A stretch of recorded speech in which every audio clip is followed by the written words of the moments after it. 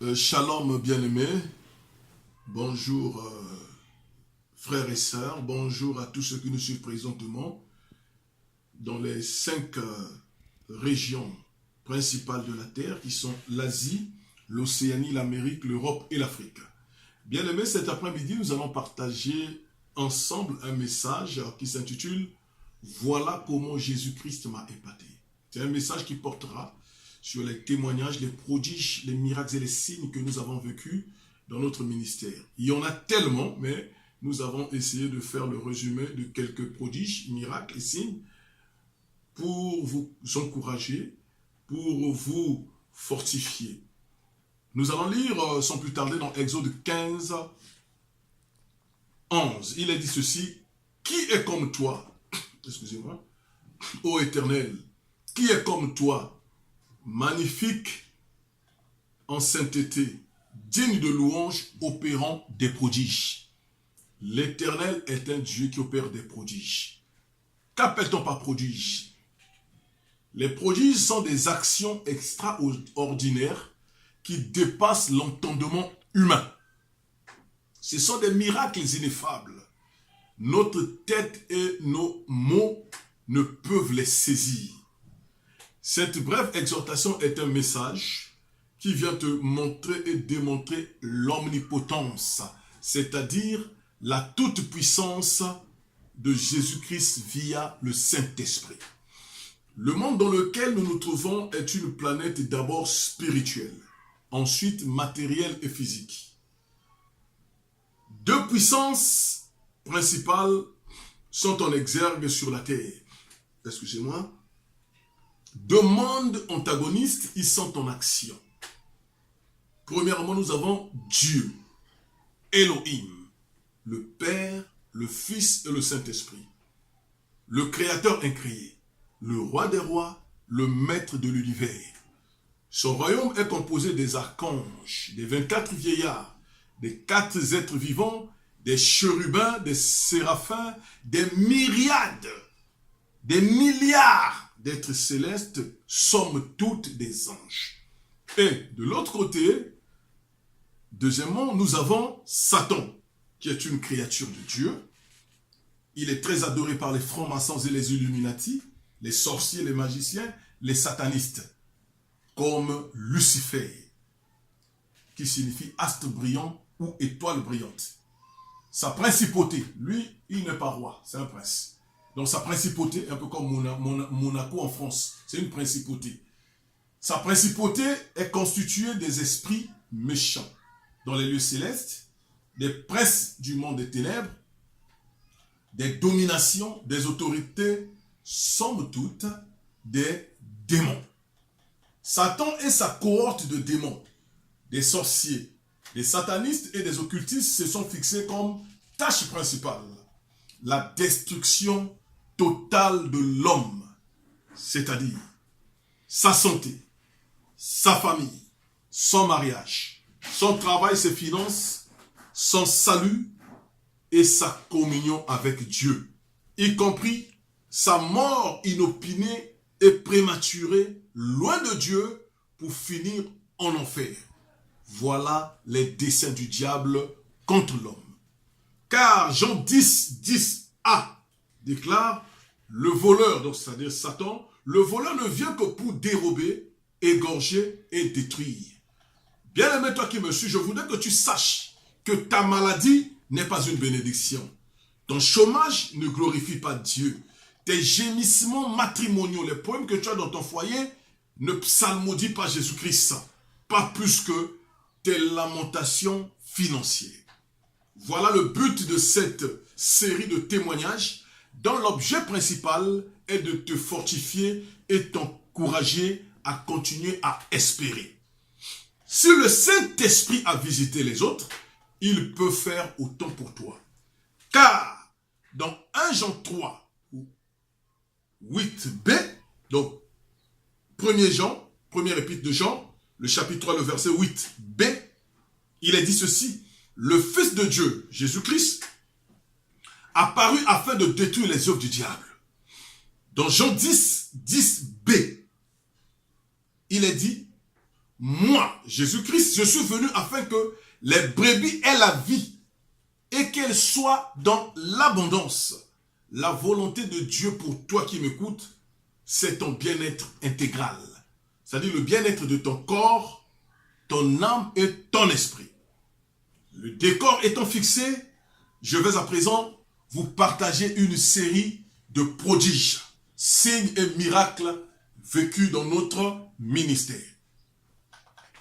Car il est dit, dans Actes 10, 38, vous savez comment Dieu a oint du Saint-Esprit et de force Jésus de Nazareth, qui allait de lieu en lieu, faisant du bien et guérissant tous ceux qui étaient sous l'empire du diable, car Dieu était avec lui. Voilà comment Jésus-Christ m'a épaté. On m'a invité à prier pour une dame qui agonisait. Elle souffrait d'une maladie incurable, le VIH-Sida. C'était au centre hospitalier et universitaire de Brazzaville. Vu qu'elle était dans le coma, en train de rendre l'âme, il était impossible d'accéder dans cette salle. Priant dans mon cœur, demandant la direction au Saint-Esprit, le Saint-Esprit me parla. Alors j'ai imposé les mains sur un linge. C'était un pagne. J'ai demandé qu'on mette ce pagne sous sa tête. Le lendemain, elle est sortie du coma. Une semaine après, elle est sortie de l'hôpital. Entre-temps, tous les malades de cette salle avaient rendu l'âme. Tous les autres malades étaient morts. La Bible dit ceci dans Luc 1, 37. Rien n'est impossible à Jésus-Christ. Voilà comment Jésus-Christ a épaté mon ministère. Voilà comment Jésus-Christ m'a épaté. On m'a demandé de prier pour une dame asthmatique dont le bébé de 3 mois aussi était asthmatique. En priant, le Saint-Esprit est entré en action. Les deux se mirent à gesticuler comme des feuilles secouées par le vent. À la fin de la prière, les deux étaient complètement guéris. Plus de 15 ans aujourd'hui, l'asthme a oublié leur corps et leur adresse. Voici les miracles qui accompagneront ceux qui auront cru en mon nom. Marc 16, 17a. Voilà comment Jésus-Christ m'a épaté.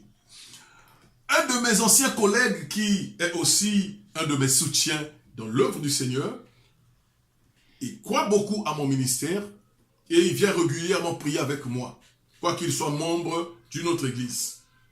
Un jour, pendant que nous prions, le Saint-Esprit lui dit par ma bouche que sa femme serait élevée professionnellement parlant. Le 15 février 2018, malgré les complications, son épouse vient d'être nommée dans les hautes sphères des régies financières de mon pays. Quand il m'a montré cette nomination, on a glorifié Jésus-Christ. Juste pour vous dire que Dieu contrôle tout. 2 Rois 19, 27. Ne perds pas espoir. Voilà comment Jésus-Christ m'a épaté. 2 ans passés, Dieu m'a donné une parole prophétique concernant un doyen pasteur. Il est dans un organisme international, le PAM, le Programme Alimentaire Mondial. Je le voyais affecté en Afrique de l'Ouest. Le 26 avril 2018 passé, donc il y a environ 2 ou 3 jours, il m'a dit que cette parole céleste vient de s'accomplir, car il vient d'être nommé au Burkina Faso. Dieu n'est point un homme pour mentir, ni un fils d'homme pour se repentir. Ce qu'il a dit ne le fera-t-il pas?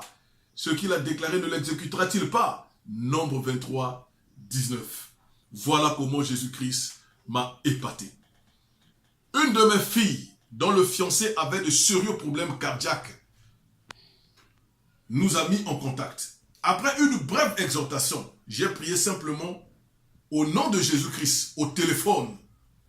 Reparti en France la même semaine, les examens ont révélé que son cœur était redevenu normal.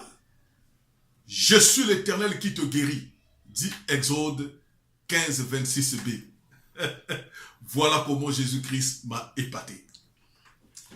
Une femme dont l'un des fils était très voyou me contacta. Nous nous mîmes en prière au téléphone. De passage à Pointe-Noire la semaine dernière, cette maman me raconta le changement spectaculaire et radical de son fils, qui est même à l'étranger, qui est passé du loup à l'agneau. Il est maintenant un disciple assidu et affermi de Jésus-Christ. Jésus-Christ est le potier qui donne à l'argile la forme qui lui plaît. Romains 9, 21. Voilà comment Jésus-Christ m'a épaté. Un papa qui priait avec nous ici au ministère m'appela un jour en 2016 à 3h20 du matin pour m'annoncer que son petit-fils venait de rendre l'âme, c'est-à-dire de mourir. J'ai entendu des cris et des pleurs au téléphone. Le Saint-Esprit plaça une phrase dans ma bouche. Ton Dieu, Jésus-Christ est vivant.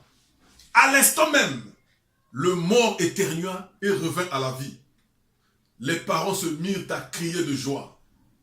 Le CHU était en ébullition. Et ce frère me l'annonça. Je bénis simplement Jésus-Christ. Jésus-Christ est le Tout-Puissant, dit Apocalypse 1, 8. Voilà comment Jésus-Christ m'a épaté. Une femme qui était quasiment au stade final du sida fut conseillée de venir me consulter. Elle était tellement maigre, avec une chevelure cassante. Elle marchait à peine. Elle vint à l'église, nous avions prié simplement au nom de Jésus. Aujourd'hui, 4 ans plus tard, elle est méconnaissable. Elle a repris et a beaucoup changé. Tout le quartier est émerveillé par ce prodige. Jésus-Christ fait tout à merveille. Marc 7, 37. Béni soit le nom du Seigneur. Voilà comment Jésus-Christ m'a épaté. Un grand frère et ami venu du Gabon, qu'on appelle Dubaï, vint me présenter ses civilités. J'ai prié pour lui. À l'instant, le Saint-Esprit me révéla qu'il y avait une bénédiction financière devant lui. Je le lui dis, il dit Amen et il sourit. En rentrant chez lui, il fut invité quelque part et une femme de distinction lui remit une grosse enveloppe pleine d'argent. Jéhovah Jireh continue d'agir. Philippiens 4, 19. Bien-aimé dans le Seigneur, un militaire de la garde républicaine, donc ceux qui gardent le chef de l'État et les institutions de la République au Congo-Brazzaville, vint me voir après m'avoir suivi à la radio. En effet, il était dépassé, car son épouse avait connu 3 fausses couches après une grossesse de 7 mois et 15 jours. Cela est arrivé à 3 reprises. Toutes les fois que sa femme était enceinte de 7 mois et 15 jours, elle devait perdre ce bébé-là. Cela est arrivé à 3 reprises. Désemparé, il vint me voir après m'avoir suivi à la radio. Nous avions commencé des séances de prière. Le 14e jour du 7e mois de la 4e grossesse, la femme commença à connaître le même forfait. Une hausse de tension à 20, comme les 3 premières fois. Il m'a alors appelé et a tout expliqué. Ils ont pris rendez-vous pour le lendemain matin à l'hôpital militaire. Entre-temps, je lui ai demandé d'imposer les mains sur le ventre. Je lui ai demandé d'imposer les mains sur le ventre de sa femme. Et tout ça se passe au téléphone. En priant, il a témoigné ressentir un feu qui lui montait au bras. Le lendemain, quand ils repartirent à l'hôpital, tout redevint normal. 2 mois après, sa femme accoucha sans encombre. Jésus-Christ a le dernier mot. Apocalypse 22, 13. Bien-aimé, voilà comment Jésus-Christ m'a épaté. Dans mon pays, le chef de l'État nomme au galon d'officiers supérieurs, c'est-à-dire les commandants, les lieutenants-colonels, les colonels et les officiers généraux.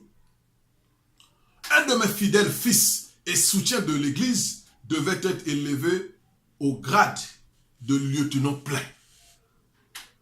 Il ne cessait de s'en plaindre. Le Saint-Esprit me donna une parole pour lui. Si celui qui doit le faire s'en abstient, le Seigneur ouvrira une autre porte. À la grande surprise de tous, le président de la République nomma des officiers subalternes en 2015, dont ce fils exemplaire. Le cœur du roi est un courant d'eau dans la main de l'Éternel. Il incline partout où il veut. Proverbe 21, 1. Bien-aimé, je crois que tous ces témoignages que tu es en train de suivre viennent pour t'encourager, pour te dire que c'est encore possible. Ne perds pas espoir. Dieu continue à agir. Si Dieu a fait ses prodiges dans la vie des autres, il peut aussi le faire dans ta vie. Alléluia. Deux de mes anciennes collègues, priant dans deux assemblées de ma ville, vinrent me voir, car elles voulaient faire le mariage officiel. On les avait déjà dotés. Donc elles avaient déjà fait le mariage traditionnel, mais voulaient bien faire le mariage officiel. Dieu leur a donné des paroles positives par la bouche de son serviteur que je suis, malgré les hésitations de leurs maris respectifs. En moins de 6 mois, les deux femmes furent honorées par des mariages officiels auxquels j'ai assisté tout sourire. Dieu ordonne à la bénédiction d'être avec toi. Deutéronome 28, 8. Voilà comment Jésus-Christ m'a épaté. Le fils d'un voisin musulman dont nous avons avec lequel nous avons un mur mitoyen est tombé malade. Ses yeux ne s'ouvraient plus. Malgré l'intervention des médecins, ses yeux restèrent hermétiquement fermés pendant plus d'une semaine. Quelqu'un dans leur parcelle demanda à ses parents de venir me voir, car la personne dit qu'elle aurait eu une vision dans laquelle cet enfant devait être guéri dans notre église. Finalement, les parents l'ont emmené. Pendant que je causais avec un ami serviteur de Dieu, j'instruisis mon adjoint, le berger Rokaya, de lui imposer les mains aux yeux avec l'huile d'olive. Il le fit. Ensuite, je déclarais, d'ici ce soir, vous allez témoigner. 45 minutes plus tard, le Dieu de la Bible, Jésus-Christ de Nazareth, j'entendis le bruit dans l'église. Les yeux d'Ismaël venaient de s'ouvrir. Jésus leur répondit, allez rapporter à Jean ce que vous entendez, ce que vous voyez. Les aveugles voient. Matthieu 11, 4 à 5. Voilà comment Jésus-Christ m'a épaté. La femme d'un autre musulman, en phase préparatoire d'une opération chirurgicale d'un kyste ovarien, vint aussi tenter sa chance. J'ai demandé à un de mes fils prédicateurs de lui imposer les mains. Reparti à l'hôpital après examen, la maladie a disparu, l'opération n'a plus eu lieu, ça lui a permis de faire des économies. Jésus-Christ est le même hier, aujourd'hui, éternellement. Hébreux 13, 8. Voilà comment Jésus-Christ m'a épaté. La particulière d'un grand chef me présenta sa situation professionnelle. Pasteur, je suis dans cette boîte depuis plus de 10 ans, sans promotion. Et cela me déchire le cœur. Un jour, le Saint-Esprit me souffla de prier pour son patron, son boss, en touchant simplement le poignet de la porte de son bureau. Moins d'une semaine après, il la nomma à titre exceptionnel. Et cette bonne femme me remit environ 500 000 francs CFA en guise de reconnaissance, car ce prodige l'avait ébahi. L'Éternel élève. 1 Samuel 2, 7. Voilà comment Jésus-Christ m'a épaté. Un grand responsable politique empoisonné vint me voir pour son cas, encouragé par une de mes filles dans le Seigneur. Je lui imposais simplement les mains au nom de Jésus-Christ. Reparti à l'hôpital, le poison a disparu dans son organisme. Acte 10, 38. Vous savez comment Dieu a oint du Saint-Esprit de force de Jésus-Christ, qui allait de lieu en lieu, faisant du bien et guérissant tous ceux qui étaient sous l'empire du diable, car Dieu était avec lui. Voilà comment Jésus-Christ m'a épaté. Une de mes filles, dont le Seigneur était en déplacement à Pointe-Noire, capitale économique du Congo-Brazzaville, elle m'appela un matin. Au lieu de prier selon sa requête, le Saint-Esprit me poussa à prier contre l'esprit de vol et les voleurs qui voulaient la surprendre. À la fin de la prière, elle était perplexe et légèrement déçue. L'après-midi, en rentrant à la maison, elle constata la présence suspecte de 3 jeunes hommes qui la suivaient. Pendant qu'elle hélait le taxi, pendant qu'elle arrêtait le taxi, elle vit un de ces 3 jeunes hommes, tout paniqué, qui lui remettait son portable. Et ce dernier lui dit, je t'avais volé le portable, mais il est tout en feu. Pardon, reprends ton téléphone. Ébahie, elle se souvint de la prière du matin. Aussitôt, elle m'appela pour témoigner. L'Éternel combattra pour vous et vous gardez silence. Exode 14, 14. Voilà comment Jésus-Christ m'a épaté. Un oncle maternel est venu d'un département du pays pour retirer son diplôme de maîtrise en économie. Dieu lui a ordonné de venir loger chez moi. On a cherché sa maîtrise à l'université Marine Babi en vain. On n'a pas retrouvé sa maîtrise. Nous sommes entrés en prière et on a pu retrouver la vieille vidéo de sa soutenance. Et on l'a portée à l'université et on lui a établi une nouvelle maîtrise, son pot de vin. Jésus-Christ répondit, ce qui est impossible aux hommes est possible à Dieu. Luc 18, 27. Bien-aimé, en me suivant tout à l'heure, j'ai voulu juste te faire comprendre que Jésus-Christ n'a pas changé. Ce qu'il a fait hier avec Moïse, avec Josué, ce qu'il a fait avec Jésus, ce qu'il a fait avec les apôtres, les Paul, ce qu'il a fait avec les Osborne, Jésus-Christ continue à le faire aujourd'hui. J'en suis un témoin oculaire. Ce que mes yeux ont vu, ce que mes mains ont touché, ce que mes oreilles ont entendu, c'est ce que je viens de te partager. Jésus-Christ n'a point changé. Il est le même hier, aujourd'hui, éternellement. Voilà comment Jésus-Christ m'a épaté. Jésus m'a épaté. Jésus m'a épaté. Béni soit le nom de Jésus-Christ.